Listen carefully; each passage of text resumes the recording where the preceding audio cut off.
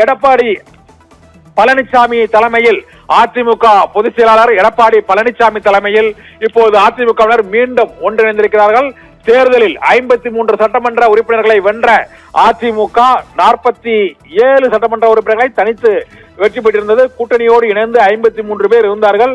நம்பிக்கை வாக்கெடுப்பில் 25 பேர் தமிழக வெற்றி கழகத்திற்கு அரசுக்கு ஆதரவாக வாக்களித்ததன் மூலமாக கொரோனா உத்தரவை மீறி அவர்கள் நம்பிக்கை வாக்கெடுப்பில் வாக்கெடுத்ததாக அவர்களை பதவி நீக்கம் செய்யக்கோரி இன்று காலையில் கூட அங்கு OS மணியன், இன்பதுரை உள்ளிட்டோர் நேரடியாக சென்று சபாநாயகர் JCT பிரபாகரனிடம் அவர்களுடைய பதவியை பறிக்க வேண்டும், அதிமுக MLAக்கள் ராஜினாமாவை ஏற்கக்கூடாது, திரும்ப பெற வேண்டும், இல்லை என்றால் சட்ட ரீதியாக நீதிமன்றத்துக்கு செல்வோம் என்று அவர்கள் புகார் மனு அளித்தார்கள். ஆனால் புகார் மனு அளித்த அடுத்த சில நிமிடங்களிலேயே எசக்கி சுப்பையா, அம்பாசமுத்திரம் தொகுதி சட்டமன்ற உறுப்பினர் எசக்கி சுப்பையா அங்கு அதிமுகவில் இருந்து விலகி தமிழக வெற்றி கழகத்தில் இணைந்தார்.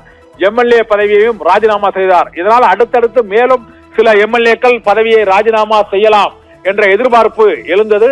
தமிழக வெற்றி கழகத்தின் வியூகப்படி அங்கு இரண்டாவது அதிமுக வென்ற தொகுதிகளில் இரண்டாவது இடத்தை பிடித்த தமிழக வெற்றி கழகத்தின் அதிமுக MLAக்களை ராஜினாமா செய்ய வைப்பதுதான் அவர்களுடைய திட்டமாக இருந்தது. ஆனால் அதில் சிக்கியவர்கள் 5 பேர், தப்பியவர்கள் 20 பேர் என்று 20 பேரும் இப்போது இன்னும் சில நிமிடங்களில் அதிமுகவில் மீண்டும் எடப்பாடி பழனிசாமி தலைமையை ஏற்று இணைய இருக்கிறார்கள். அதற்கு முன்னோட்டமாகத்தான் நத்தம் விஸ்வநாதன் மற்றும் வேலுமணி இவர்கள் தவிர திருத்தணி ஹரி, புவனகிரி அருள்மொழி தேவன் மற்றும் ரவி மனோகரன் உள்ளிட்டோரும் இப்போது எடப்பாடி பழனிசாமியை நேரில் சந்தித்து தங்கள் ஆதரவை தெரிவித்து விட்டார்கள். இதனால் ஆர் காமராஜ், விஜயபாஸ்கர் மற்றும் CV சண்முகம், வேலுமணி ஆகிய 4 சட்டமன்ற உறுப்பினர்களும் இன்னும் சில நிமிடங்களில் அவர் EPS வீட்டு இல்லத்திற்கு வருகை புரிவார்கள் என எதிர்பார்க்கப்படுகிறது.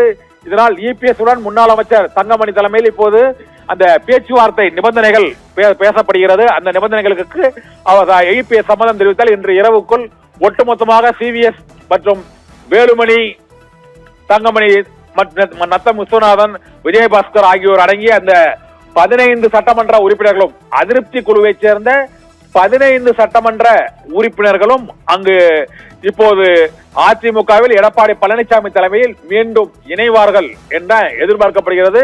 இன்னும் இப்போது சமரச பேச்சுவார்த்தை EPS இல்லத்தில் நடைபெற்றுக் கொண்டிருக்கிறது.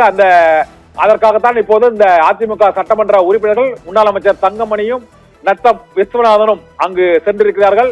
இந்த சூழ்நிலையில் அதிமுக ஒன்றிணைகிறது. மீண்டும் எடப்பாடி அணிக்கு திரும்பி இருக்கிறார்கள். வேலுமணி அணியிலிருந்தும் அடுத்தடுத்து MLAக்கள் அங்கு தமிழக வெற்றி கழகத்தில் இணைந்த சூழ்நிலையில் இப்போது மீண்டும் இணைப்பு என்ற சூழ்நிலை ஏற்பட்டிருக்கிறது. அதிமுகவில் எடப்பாடி பழனிசாமியின் கை மீண்டும் ஓங்கி இருக்கிறது. அதிருப்தி குழுவான CV சண்முகம், SP வேலுமணி அணி மீண்டும் பின்னடைவை சந்தித்துள்ள சூழ்நிலையில் இப்போது 2 அணிகளும் ஓர் அணியில் இணையக்கூடும் என எதிர்பார்க்கப்படுகிறது. தீபிகா.